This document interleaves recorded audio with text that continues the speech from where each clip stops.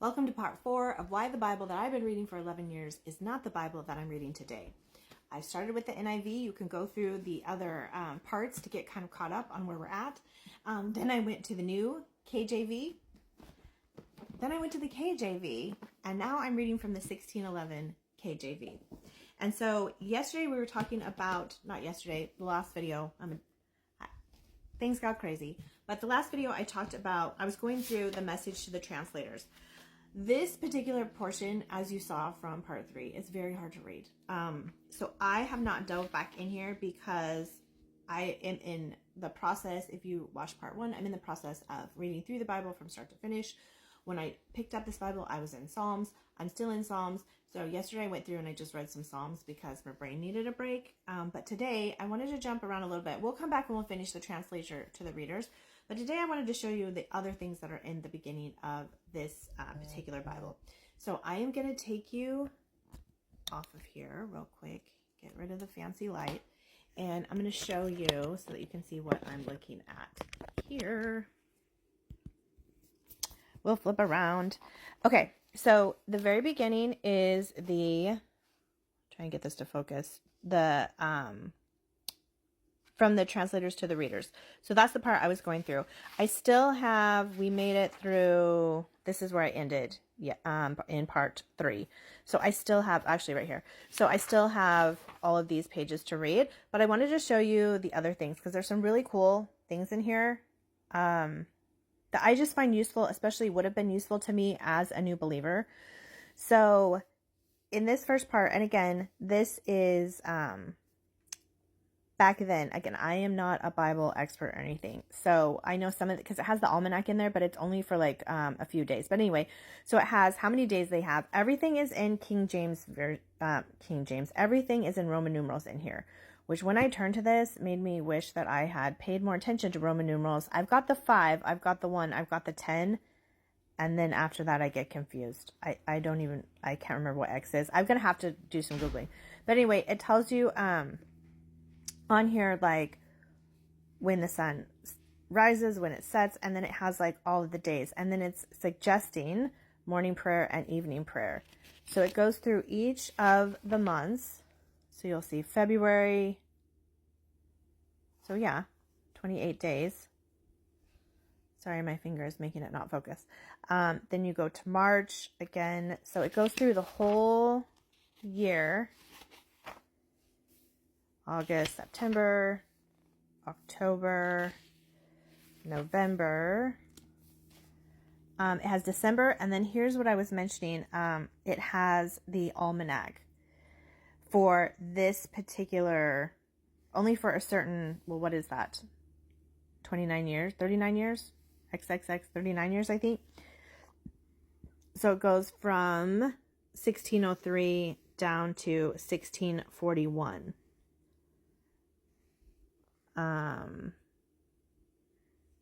So it has all of the different things in the almanac, which is hard for me to read through the phone. But then down here, it talks about of the golden number. And I need to dig more into that because the golden number is mentioned a bunch of times. And I don't know what this is. So I've got to get in more into that. So we'll dig more into that because I'm not sure. And this is how to find Easter forever. Again, all in Roman numerals. So that's something Chat and I are going to have to figure out. Because it does have, which I find this interesting. Sorry, it's focusing in and out. I almost have to like not touch the thing for it to do that. But you'll see in that column A there that it has April and then it has March, then it's April, and then it has March. So you can see every once in a while it falls into March.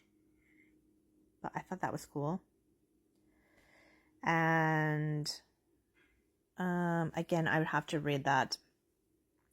This is the table and calendar expressing the order of psalms and lessons to be said at morning and evening prayer. This blew my mind because it's basically saying that there's a practice for you to go through, that the Psalms need to be read like every month. So what is that? Oh, I don't know what this word is. Shall be read through once every month. And because that some months be longer than some other be, it is thought good to make them even by this means. So it's knowing that not all the months have the same days. So then it walks you through how you're going to read them each month. And the order of how to read the rest of the scripture is also in here. So we'll dig into that more. I just kind of give you a preview right now.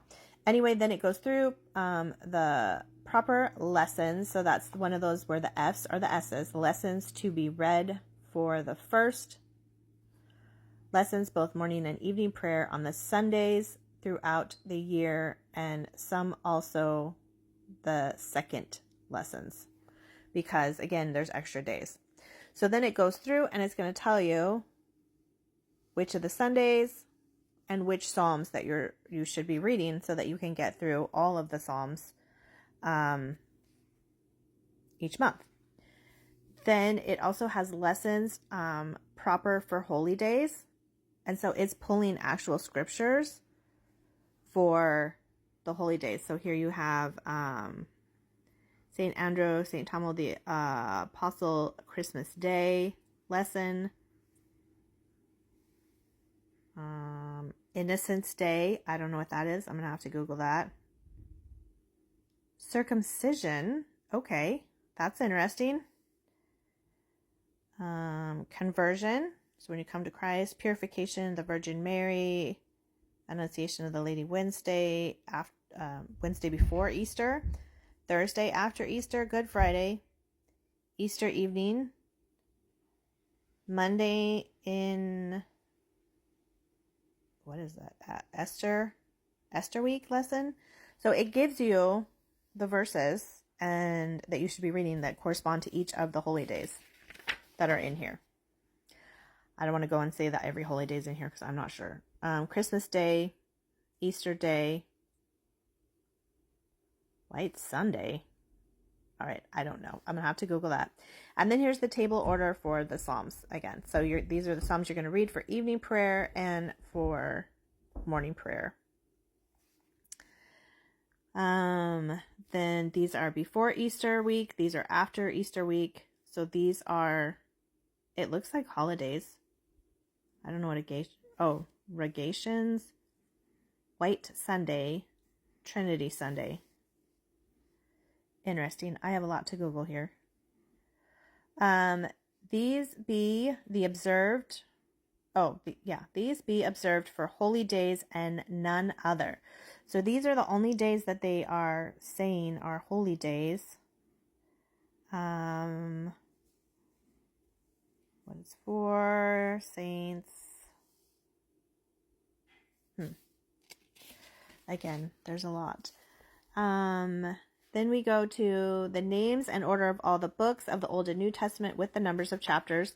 So this is where it's going to go through. Sorry, my finger's going to mess it up.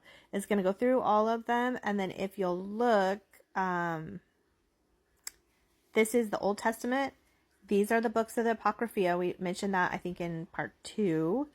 And then the books of the New Testament are here. And then we have another beautiful insignia there. I don't know if that's the word for it, but it's got all of the coats of arms and everything.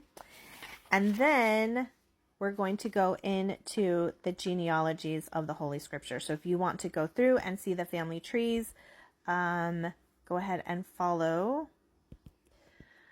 Go ahead and follow, and I will keep sharing. So I'm going to go through these trees, which is amazing because I'm a visual person. So for me to be able to see all the genealogy trees was mind-blowing. I feel like I'm going to write them all up once I get through it.